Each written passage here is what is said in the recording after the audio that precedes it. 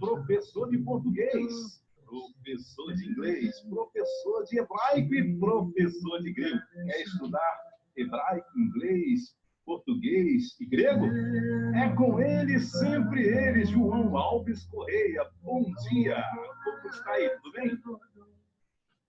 Bom dia, Geraldo. Bom dia, amigos. Aqui tudo tranquilo. Estamos aqui num clima ameno no Paraná, né? Seja o Maçarico está ligado hoje no Rio?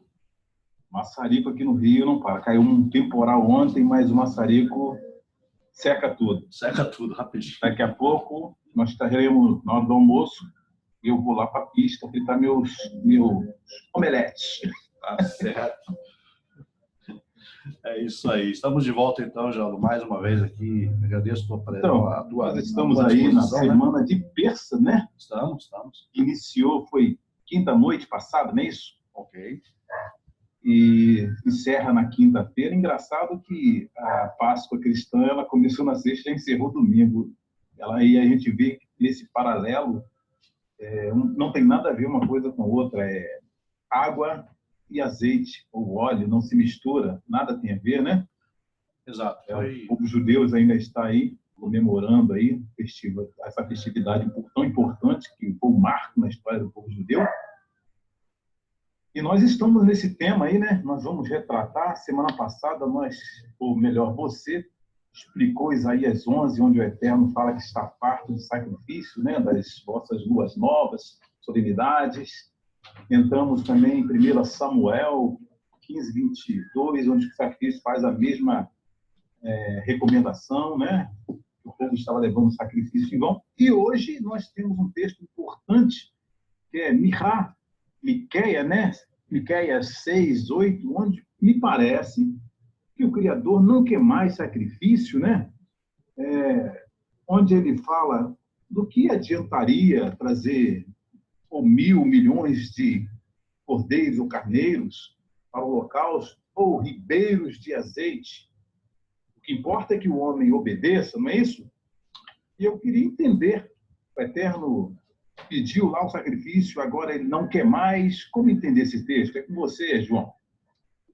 Perfeito, Geraldo. Vamos então aqui fazer uma pequena introdução ao texto e então comentar, né, o que o profeta Michá está tratando nesse que é um dos mais importantes capítulos do Tanar, na minha opinião, na minha modesta opinião. Eu também acho que isso aí mata, isso aí detona tudo.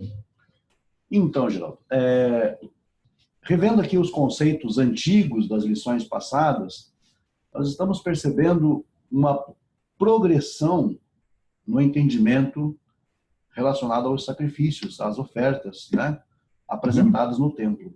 Nós vemos que na Torá a ênfase básica é justamente a questão das korbanot, e existe então uma série de regulamentos, uma série de regras, de leis, de princípios que devem ser seguidos ou deveriam ser seguidos para a apresentação das ofertas.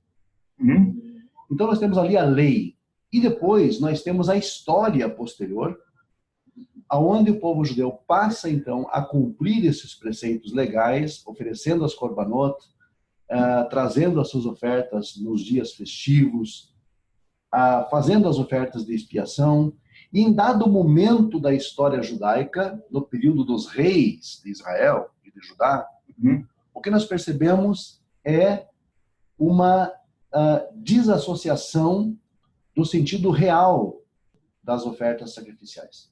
Ou seja, as pessoas acabaram, de alguma forma, entendendo os sacrifícios como um fim em si mesmos e não um meio. Por isso os profetas, eles, volta e meia, eles estão condenando a atitude daquela geração. Por quê? Porque elas tinham nos sacrifícios algo que tinha, de alguma forma, um poder mágico que poderia perdoar os seus pecados imediatamente, independente da atitude ou da correção necessária. Muito bem. Assim, o profeta Michá, lá no capítulo 6, verso 7, ele diz o seguinte: eu teria prazer, o Eterno dizendo aqui por meio da boca do profeta Michá, teria eu... Você está nos cortando, só entrando, a tradução tua é mais porque se aproxima, né, do original, não é isso? Exatamente. Eu estou fazendo aqui, na verdade, uma tradução, uma tentativa de uma tradução literal, né, ainda que seja uma paráfrase. Perfeito. O Eterno diz por meio da boca do profeta Michá o seguinte: teria eu prazer em milhares de carneiros, em grandes ribeiros de óleo? Será que eu daria... Aí o profeta comentando... E você vai pegar forte, hein? O profeta comentando: daria eu o meu primogênito, o meu primeiro nascido, Behori, pela minha transgressão? Olha só. Forte, hein? Parece que o profeta está antecipando algo que iria, de alguma forma, impactar a humanidade muito tempo depois. É muito importante se tocar nesse fato aí do primogênito. Vamos bater forte aqui, né? O fruto do meu corpo, como expiação pelo pecado da minha alma?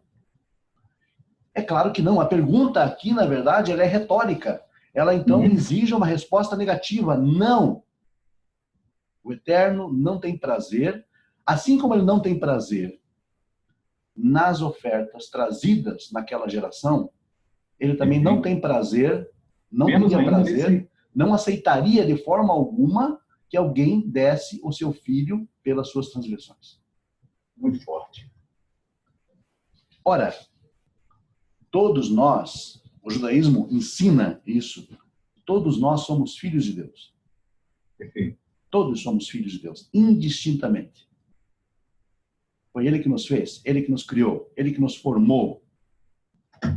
Assim, Ele não deseja que nenhum dos seus filhos seja dado como expiação ou paga pelo pecado de outros. Perfeito. Então, qualquer ser humano dado em paga, como paga por uma transgressão, isso é absolutamente vil. É absolutamente abominável aos olhos de Deus. Perfeito. Abominável. Ou seja, essa oferta de um filho que morre pelo pecado de outras pessoas está no mesmo patamar do que uma oferta não aceitável por Deus. Ou seja, os sacrifícios trazidos naquela geração equivaleriam a um sacrifício humano, por assim dizer. Que são abjetos aos olhos de Deus. Ou seja, o sacrifício vão, né? Vão. Algo não solicitado, algo não pedido, algo que Deus não se agrada. Perfeito. O texto é claro.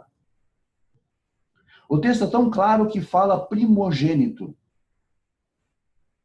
E a gente, com todo respeito, a gente tem o livro do Novo Testamento que vai dizer que Deus deu o seu único, o primogênito, sei lá, único primogênito. Único seria o único filho, mas todos somos filhos, né? Sim, sim. Então, foge. Foge. Ainda que você conceda o benefício da dúvida, ainda que você aceite a ideia extra-bíblica, extra-judaica, de que Deus daria o seu filho, se ele não exige do homem, se ele não quer do homem, o que se dirá então se Deus realmente tivesse um filho a nível divino, de divindade, e desse esse filho para morrer? Quer dizer, na verdade, Deus estaria estabelecendo uma regra que ele mesmo estaria violando. Ou seja, contradição pura, né? Contradição. Então, isso é inviável. Isso está desconectado da palavra, da escritura, da Torá, do Tanar, da Bíblia, da boca dos profetas.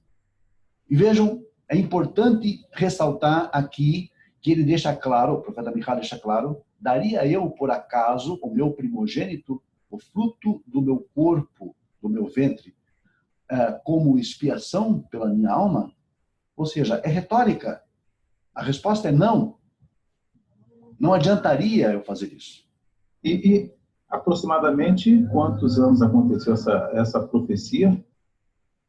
Isso foi mais ou menos, gira em torno do século VI, antes da Era Comum, 2.600 anos atrás, porque o profeta Michá, ele era contemporâneo de Yeshayahu. 600 anos antes de acontecer hoje o fato da religião cristã surgir, não é isso? Na verdade, é 600 anos antes da existência do cristianismo. Tá? E se o povo tivesse atentado pelo profeta, pelo que os profetas vão dizer, principalmente esse texto, não teria caído na armadilha, né? Exatamente, os profetas já alertaram, não só o profeta Michá, mas o próprio profeta Isaías e Yeshayahu já alerta isso claramente no capítulo 14 do seu livro. Né? Então nós temos ali uma figura que é exaltada a ponto de ser chamada de Deus, se assentar hipoteticamente no trono divino e querer, digamos, dominar as nações. O resultado é que esse personagem seria derrubado por terra e seria chamado de Estrela da Manhã. Era chamado de Estrela da Manhã, né? Não, é chamado de Estrela da Manhã, é chamado de Estrela da Manhã. Apocalipse, né? Exatamente. Então, os profetas, eles falaram muitas vezes de coisas que eles não compreendiam. Por quê? Porque eram coisas que ainda não eram evidência no tempo deles. Mas é por isso que eles são profetas, vai. Né? Os profetas, eles têm a função de alertar o povo, não apenas na questão de mussar, na questão moral, ética, na conduta e integridade, mas também com relação às coisas que aconteceram no futuro. Em paralelo com essa profecia, Moshe é o maior profeta, né, que a Torá vai dizer, né, que não houve ninguém parecido, falasse face a face com o Eterno, né, em Israel, não é isso que ele fala? Sim. Nós temos um paralelo desse texto em Devarim, no capítulo 13 também, né? Não sei se você pode fazer uma alusão a esse texto. Perfeitamente. Há um vínculo aqui, onde se fala, digamos, a questão de profecia. E lá no capítulo 13 de Devarim, fala-se então que ainda que surgisse no meio do povo um profeta e que fizesse sinais, maravilhas, milagres, ainda que esses sinais realmente, esses milagres acontecessem de fato, se esse profeta, de alguma forma, induzisse o povo a servir um outro Deus, uma outra forma de Deus que não aquela que eles tinham aprendido, esse profeta era falso, seria falso. E deveria, então, de acordo com a lei, ser morto. Mas há um alerta, dizendo claramente que esse profeta, até mesmo esse falso profeta, é enviado pelo próprio Deus para testar realmente a fidelidade do povo. O próprio Eterno estava enviando esse profeta para testar se o povo amasse, né? Exatamente. É como se fosse, por exemplo, aquilo que o próprio Rambam Maimônides cita em Mishneh Torah, Lei dos Reis, capítulo 11, onde ele fala do Yemot HaMashiach, dos dias de Mashiach, onde ele trata desse assunto, dizendo que esse foi um grande tropeço para Israel. Por quê? Porque muitos judeus, de fato, caíram nesta cilada, por assim dizer. Os judeus que caíram nessa cilada, falando assim, eram judeus que eram sem cultura, sem conhecimento, camponeses, ou tinha pessoas com cultura que tinham conhecimento da Torá? Era uma mescla. A princípio foi realmente campônios, né? Pessoas sem muita instrução, pessoas, digamos, que vieram de um judaísmo muito sincrético, muito sincretista. A região da Galileia era habitada por pessoas que tinham se convertido ao judaísmo, foram convertidas à força ao judaísmo, nos dias de João Hircano, Os galileus, eles não eram judeus etnicamente falando, eles foram convertidos forçadamente ao judaísmo nos dias de João Hircano, que era um rei Asmoneu, e ele, então, impôs a religião judaica aos galileus. Ou seja, os galileus tinham uma religião imposta. Foi o único momento na história em que o judaísmo foi imposto. E os galileus, eles cresceram num judaísmo diferenciado dos seus irmãos judeus do sul, que eram mais religiosos, que eram mais rígidos nos costumes, nas tradições. E os galileus eram meio relapsos. Até o Talmud mesmo comenta sobre isso. E o grande Yohanan ben Zakkai, fundamentador do judaísmo rabínico, pós-Hurban Bet HaMikdash, depois da destruição do templo, ele fala muito sobre o comportamento não judaico dos galileus. Ou seja, tudo isso tem base, tem início nesse núcleo da Galileia, onde o judaísmo era realmente bastante sincretista, onde mesclava-se judaísmo com cultura grega, helenista, e onde mesclava-se judaísmo também com culturas totalmente paganizadas. Só para você ter noção, Geraldo, um parênteses aqui, uma das mais belas sinagogas da Galileia, elas tinham símbolos solares em seus pisos. Mesmo? Zodíaco e a imagem de Hélio, que é o deus solar. É o deus solar. Sinagogas judaicas, é isso? Sinagogas que tinham o zodíaco com Hélio no meio, ou seja, o deus Hélio no meio. Que é o sol, né? Então, as sinagogas da Galileia eram altamente sincretistas. Elas englobavam uma série de culturas, né, diferentes do judaísmo. Ou seja, isso comprova que o judaísmo galileu era um judaísmo definitivamente inculto. Não era um judaísmo, digamos, raiz. Era um judaísmo mesclado. E isso é nessa região que se dá origem ao que nós chamamos hoje de cristianismo. Né? Então você percebe que era já, na verdade, um ambiente propício para esse tipo de mistura. Né? Foi fácil, então, né? Foi fácil. A população estava fértil. A população era inculta. A população era realmente ignorante do próprio judaísmo. Né? Então, isso tem fontes na tradição que mostram, de fato, assim, esse aspecto sincretista da cultura galileia. E aí nós percebemos que é exatamente aí que é o núcleo base disso que depois se transformou no cristianismo. Enfim, eram pessoas que não estudavam o Tanakh, não estudavam os profetas, não estudavam a Torá, viviam de uma forma relapsa. Uma pergunta. Hoje o povo judeu em si, até mesmo os líderes, os religiosos, os praticantes, eles lêem mais a Torá, né? Hoje os profetas são deixados de lado em si, né? Tocamos nesse assunto, né? Tocamos sim, e como nós falamos, isso é um grave erro. Entendi. Porque os profetas alertam nos dias de hoje a mesma coisa, né? Porque continuam no mesmo engano. Continuam ainda em perigo, em grande risco de cair no mesmo engano.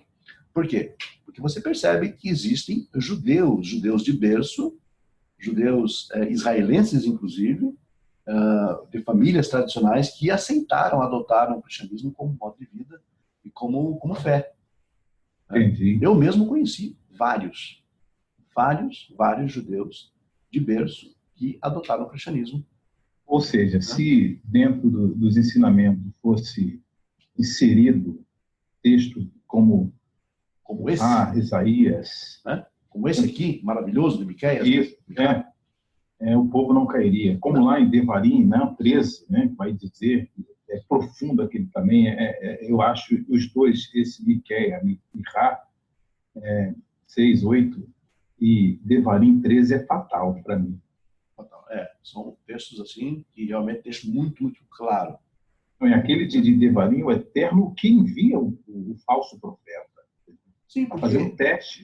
Não poderia ser de outra forma, porque tudo está no controle, nas mãos do Criador, né? Uhum. Ele justamente usa esse tipo de instrumento, muitas vezes para comprovar a fidelidade. Muitas vezes comprovar a fidelidade do seu povo, deixa claro a Torá deixa claro que isso é enviado justamente para comprovar a fidelidade do povo.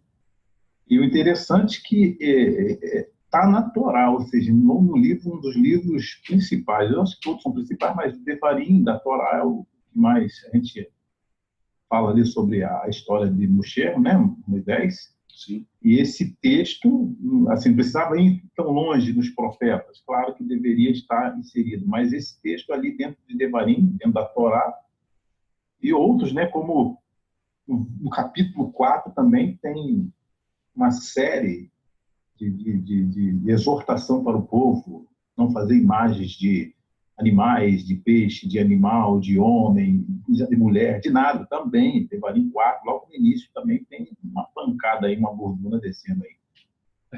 Tem sim, com certeza. A falta de administração, de advertência, não é. Mas ainda assim, Geraldo, ainda assim, me permita só acrescentar algo aqui. Não, fica à vontade. A Torá, ela é um tanto quanto genérica em relação à questão de idolatria. Ok? Tanto quanto genérica. Ela é muito abrangente. Os profetas, eles são cirúrgicos. Certo?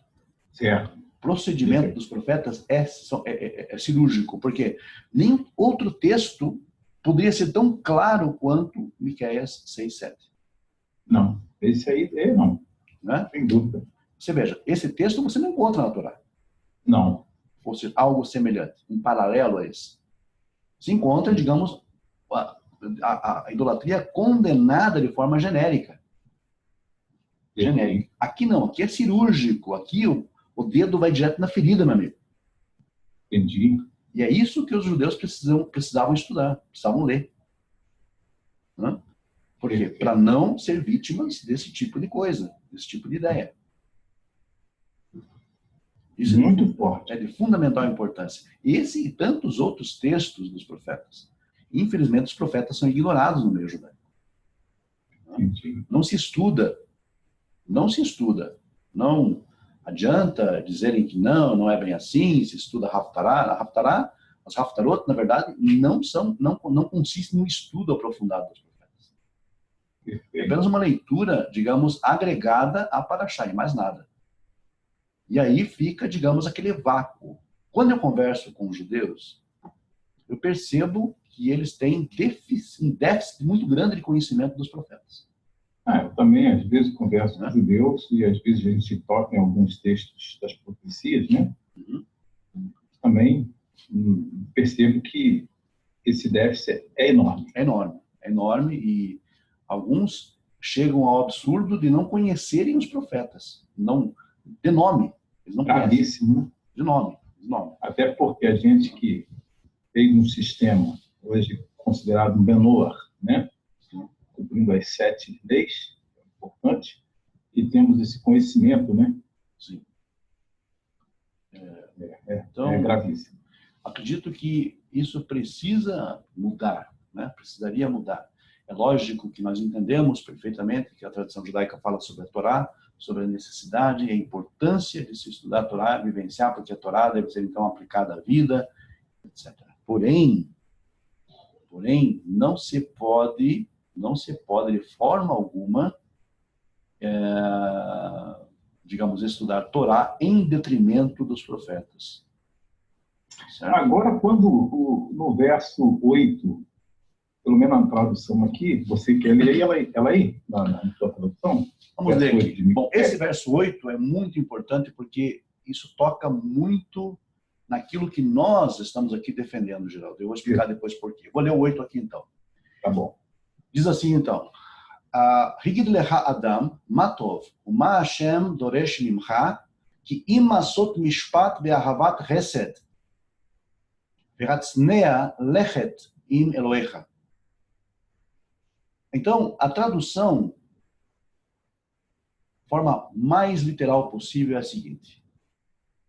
Foi dito para você, ó homem, o que é bom e o que o Eterno busca de ti, que faças o juízo que ames a bondade e que ande de forma humilde com o teu Deus. Esse texto aqui está me remetendo às 7 leis, não está não? Perfeitamente, perfeitamente. Veja que veio Miqueias, veio o profeta Michá, e, na verdade, resumiu a 3 pontos apenas. Eu acho interessante que muitas pessoas chegam e falam para mim assim, mas 7 leis universais, 7 pontos apenas, 7 fundamentos, não é muito pouco? Eu não acho, porque o profeta Michá resumiu em 3. 3, verdade. Menos da metade. Está errado também o profeta Michá? Não. Claro que não.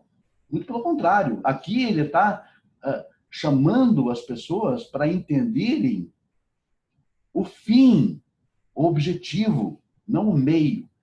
As pessoas gostam muito do meio, geral. Entendi. Gostam de rituais, cerimônias, festivais, festas, gostam da ideia de jejum, de ritos, toda aquela agitação. As pessoas estão focadas no meio. E outra coisa, Agora, o fim que o profeta está falando aqui consiste de 3 pontos básicos. Para onde converge todas as mitzvot. E quando ele traz esses pontos básicos, como você falou assim, o povo gosta do meio, né, de ritos e aparência, ou seja, aparecer, né, para que todos vejam, não é verdade? Aparência judaica, né? E quando ele traz esses 3 aqui, ele está falando do teu íntimo em si, né? Você fazer. Da essência da coisa toda, né? Tipo assim, é a história da fruta, como ela é bela, como ela é bonita, e da essência dela, que é o suco. O que você vai fazer com a fruta e ficar olhando ela apenas, contemplando? Né? Ou seja, as pessoas preferem contemplar o belo fruto e se esquecem que a essência é o suco que realmente dá prazer e dá saúde para você. E o interessante é que aqui no finalzinho desse texto aí, você vai me dizer o que está escrito aí, mas pelo menos aqui na Bíblia hebraica, caminhar discretamente com o Criador. Isso. Ou seja, sem alvoroço, discretamente. É o que está aí? Como é que está aí? É isso. Ou seja, isso é caminhar de forma humilde, discretamente. Humildade e discrição. Agora, você acha que as pessoas que enchem o Facebook de fotos, por exemplo, e vídeos com kippá, com talit, com tefilim, muitos não são judeus, na verdade? Porque o judeu, de fato, não faz isso. O judeu religioso, de fato, não faz isso. Entendi. Entendeu? Não faz. Você me quer estar aqui. Acha que isso é andar de forma humilde, de forma discreta? Entendeu? Não é, não. Não é. Forte, hein? Esse texto é muito forte. Ele vai pegando aos pouquinhos ali, em pontos importantes. Mas é uma lição que tem que ser aprendida. Né? E olha que nós não pegamos o livro de Miqueias todo. Não, se a gente pegar aqui, não vai sobrar nada. Pegamos 2 versículos. Vê como é que é a importância e a profundidade de 2 versículos. Exato. Veja, vamos analisar aqui rapidamente os 3 pontos. Olha só. Fazer juízo, asot mishpat, ou seja, fazer juízo ou justiça, andar de forma justa, coerente. Asot mishpat. Significa exatamente aquilo que o profeta vem batendo, que é a ideia da justiça social. É a ideia justamente de olhar o próximo e enxergar nele você mesmo. Né? Essa é a ideia do Asot Mishpat. Ahvat Hesed, ter amor pela bondade, ter amor pela misericórdia, ou seja, ser uma pessoa bondosa, misericordiosa, coerente. Aí você perguntou, alguém pergunta, mas as 7 não são poucas? Tenta cumprir esse que você falou aí, citou aí, fazer bondade. Né? Exatamente. Que é muito mais difícil do que colocar um talito. Vamos combinar, né, Geraldo? Não, com certeza. Fazer bondade fazer justiça, amar a bondade, é muito mais difícil do que envergar uma kippá, um talit ou um tefilim. Não, a gente automaticamente, quando a gente está na rua, alguém faz um pedido, a gente está no estação, está perto do sinal, aí vem alguém pedir alguma coisa, eu falo generalizando, porque já aconteceu comigo também, não sou nenhum hipócrita para dizer que não. Você automaticamente, claro, com medo, aqui no Rio de Janeiro, perigoso, você já fecha o vidro com medo, Mas você não dá atenção, você fecha logo o vidro. Ou alguém está querendo vender uma balinha, você tem R$ 1 ali para comprar aquela bala, mas você não compra. Não, não tem. Você fala, não tem, não. Né? Isso se encaixa nessa situação. Há, lógico, N tipos de situação que devem, quer dizer, cada caso a gente deve ser analisado no seu contexto. Isso é muito importante que se entenda. Há também uma grande confusão que as pessoas fazem entre ser justo e ser bom. Uhum. Né? Há diferenças profundas. Mas isso é tema para uma próxima aula. Né? E aí, então, entra essa questão. Ser justo, fazer justiça, asot mishpat, fazer juízo. Né? Fazer as coisas justamente. Justamente significa que não sobra espaço, no sentido nem para menos nem para mais. Né? É algo que se encaixa justo. Essa é a noção básica. E aí, então, lógico, tema para, né, outras aulas. Mas, enfim. Só entrando aqui no tema, você fazer bondade, né, caridade, né, que é um dos temas, é o ponto-chave desse texto que você trouxe. Sim. E se você faz toda essa bondade e apresenta, seja nas redes sociais ou na mídia convencional, ou qualquer lugar que seja, não está seguindo o Eterno com humildade nem discretamente, não é isso? Exato. E hoje em dia, andar discretamente, essa palavra, só quero fazer uma ênfase aqui especial na palavra hatsnea, que é justamente da onde nós tiramos a palavra tzniut. Tzniut hoje em dia, no judaísmo, é entendido como uma regra de vestir, de se comportar. Perfeito. A tzniut. Mas é muito mais do que isso. Quando nós traduzimos uma palavra e colocamos dentro de um conceito, nós estamos restringindo o que o Lashon Kodesh, o que a língua sagrada, a língua doutoral do Tanakh está querendo dizer. Hatsnea significa muito mais do que simplesmente a ideia do vestir de forma modesta, da tzniut. Mas refere-se sim a andar de forma discreta, andar de forma humilde com o teu Deus. No sentido de que não queira ser mais do que os outros, não queira dar carteirada nos outros, isso é feio demais. Mas o rabino tal falou. Mas não queira dar carteirada nos outros, que isso é feio, isso não é humildade. Isso não é hatsnea. Ok? Isso é muito importante focar. Ou seja, anda com simplicidade, com discrição, com humildade diante do teu Deus. É como eu falei, que eu conversei com ele a respeito das Torot, né? E eu tentando fazer o comentário, ele escuta quem sabe mais do que você. Isso bate aí. O que você acha? Isso foi uma violação disso ou não? Foi. Eu fiquei sem chão. Falei, caramba, não tem que ouvir. Realmente não sei nada. Realmente não sei nada. Estou aprendendo. Mas a forma que foi dito é muito forte. Então, se esse seu conhecido tivesse estudado Michá, capítulo 6, verso 8, ele não agiria dessa forma. Perfeito. Infelizmente, eles não estudam Tanakh, né? Aí que está o problema. Aí está a raiz do problema. Porque nem conhecem o texto, nem conhecem a passagem. Ou seja, isso aqui, na verdade, Geraldo, é um resumão das 613 mitzvot para os judeus e das 7 mitzvot para os Bnei Noach. Profundo. E olha que você só falou de justiça, né? Só falou nem de amar benevolência ainda, né? Exatamente.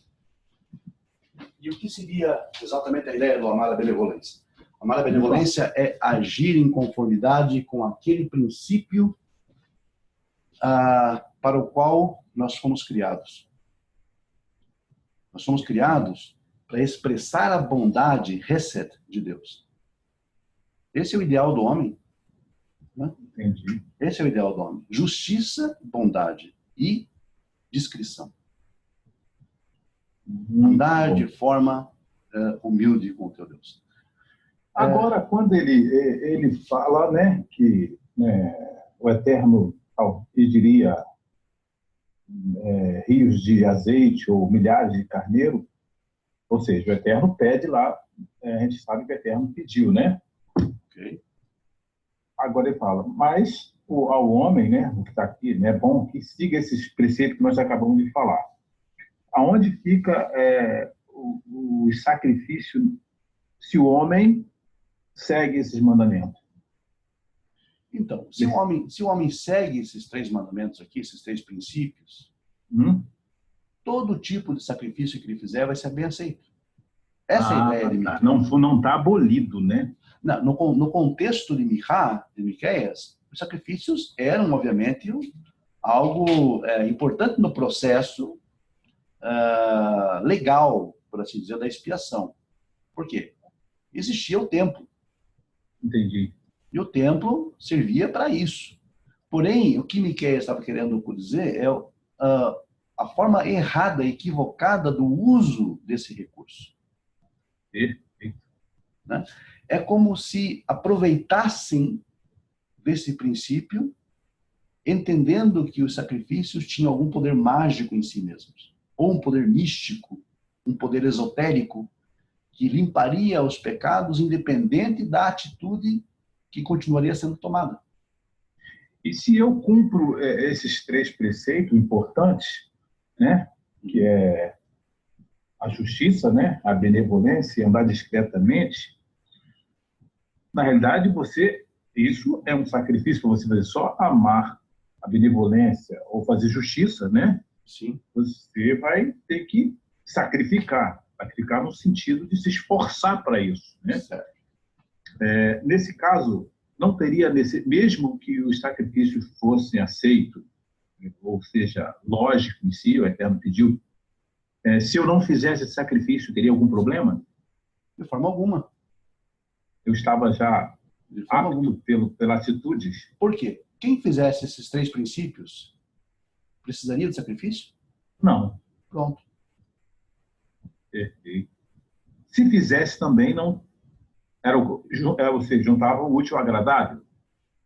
Mas seria não seria algo puramente, digamos, dispensável? Seria dispensável. Então, o sacrifício seria para quem estava fora dos 3 preceitos, não é isso? Exatamente, para que alguém digamos, quando violasse um desses preceitos.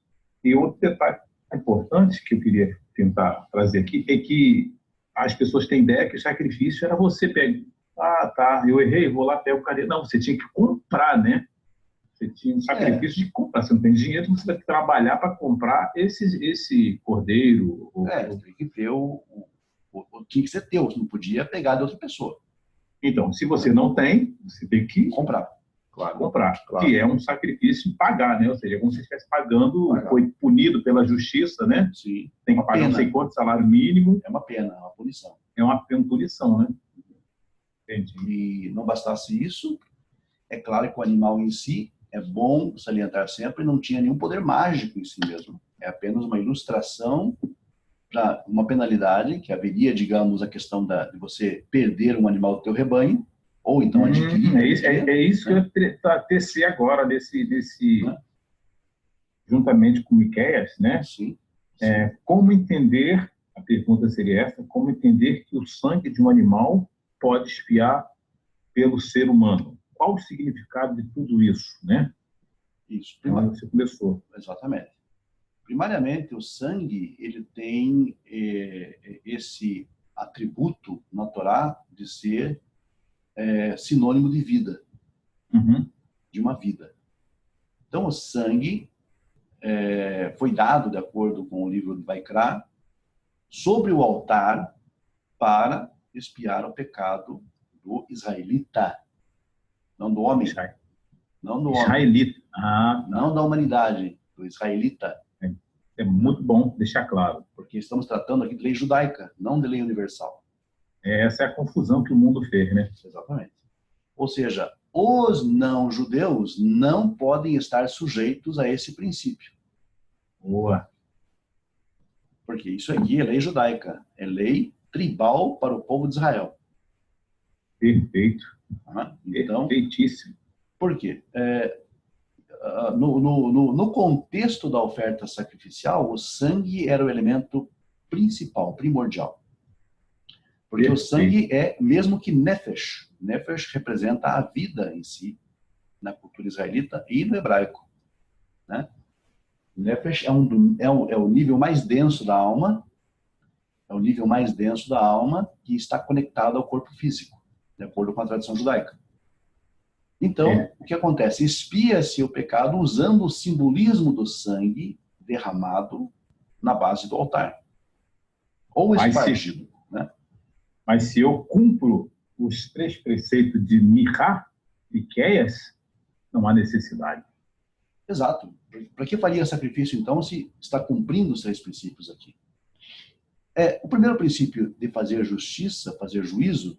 Ora, se eu faço juízo, será que eu vou roubar? Será que eu vou matar? Não. Não. Né? Será que eu vou adulterar? Não. É a justiça. Entendi. Se eu amo a misericórdia, será que eu vou idolatrar um outro Deus? Será que eu vou criar ídolos para mim, imagens? Será que eu vou blasfemar do nome de Deus? Não. Se eu ando humildemente ou discretamente com meu Deus, será que eu vou cometer relações sexuais proibidas? Não. Não. Então eu já cumpri os 7 mandamentos. Será que eu vou maltratar os animais? Então, você disse anteriormente que esses 3 preceitos aqui, ele abrange os 600 dos judeus. 613. E os 7 e os 7. Sim.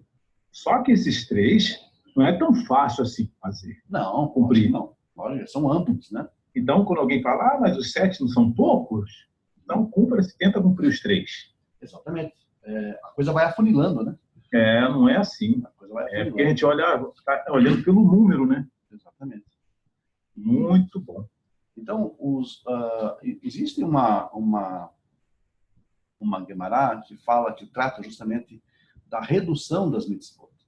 De 613, depois passa por 11, depois passa por um número menor ainda, a 3 aqui de Mihá é citado, inclusive, nessa Gemara, ao ponto de chegar a um mandamento apenas. Que é exatamente o amarás ao Senhor teu Deus de todo o teu coração. Né? Porque quando você ama Deus de todo o teu coração, não há espaço para transgressão. E é outra coisa, você está falando de amar a Deus, um ser que não tem forma, né? Incorpóreo, né? Sim, exatamente. Você só vê pela natureza, não é isso? A natureza. Sente pela natureza. Você percebe que existe um comando, alguém acima de você, e que você deve prestar contas a esse comando, né? Ou seja, o teu andar aqui será em conformidade com a vontade de Deus. Perfeito. E se você diz que ama esse ser, esse Criador, ser supremo, né? Que, como eu falei, não tem corpo, é incorpóreo, né? É infinito, né? Não tem espaço para ele. Sim. A Terra mesmo não tem espaço. Mas se eu falo mal de você, te maltrato, aonde foi o meu amar ao Criador? Não existe. Aí o negócio é sério. Não existe. Simplesmente. Aí, no caso, eu posso me cobrir de paramentos judaicos, eu posso cumprir Shabat, eu posso cumprir festas, que isso é sacrifício vão. Aí vai voltar lá para Isaías, né? Sim, sim. Exatamente. Me cansei das vossas luas novas. Sim. E as vossas solenidades. Exato. Por que se cansou? Porque o comportamento não estava em conformidade com aquilo que estava fazendo. Meu Deus. Aí. Muito importante, profundidade total esse texto.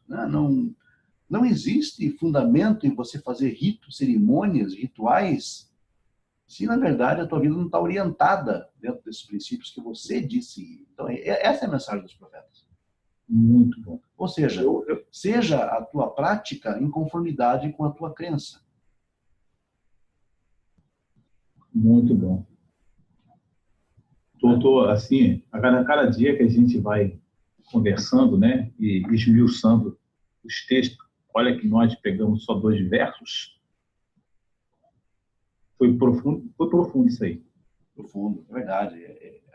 É uma mensagem para hoje, é uma mensagem sempre moderna. E olhando, seria simples, né? Isso. Simples de você tentar, se a humanidade, a gente fala, os menor, os estrangeiros, seguissem pelo menos esses 3 preceitos, né?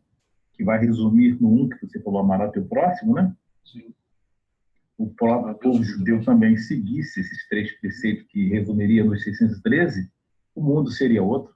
Exatamente. E eu quero chamar a tua atenção também, Jota, que no verso 8 aqui do Mihá, nós temos uma palavra especial para a palavra para homem. Tá. Homem. Que não é digamos, o comum usado quando se trata de um indivíduo. Quando se trata de um indivíduo, nós chamamos Ish. Quando se trata do homem genérico, no sentido geral do termo, incluindo judeus e não judeus, é Adam. Aí no hebraico está Adam. Adam. Isso. Diferente de Ish. Isso. E Adam representa a humanidade como um todo. Tem toda uma peculiaridade no texto, né? Sim, a escolha de palavras, a escolha das palavras do profeta, na verdade, nos dão uma ideia universalista. E se você lê a tradução que nós temos, você acaba errando, né? Sim. Porque você não tem essa escolha das palavras em si. Tem o homem, está falando do homem. Ele colocou aqui o homem. Muitas vezes não se percebe isso, né? Não se percebe tem isso. esse detalhe que é importante. Ou seja, o homem inclui, naturalmente, o não-judeu e o judeu também. Entendi. Até porque o profeta está falando aqui, digamos, em primeiro plano para o povo judeu. Uhum. Mas, como ele usa o termo Adam, ele está representando a humanidade como um todo, porque de Adam nós descendemos, a humanidade toda. Importante. E se tivesse escrito Ish, seria? Seria um indivíduo apenas, né? Entendeu diretamente. Exatamente. Não esperaríamos que estivesse Ish aqui, mas poderia estar, de repente, foi dito para ti, por exemplo, filho de Israel, né? Uhum. Mas não. Higid lecha Adam.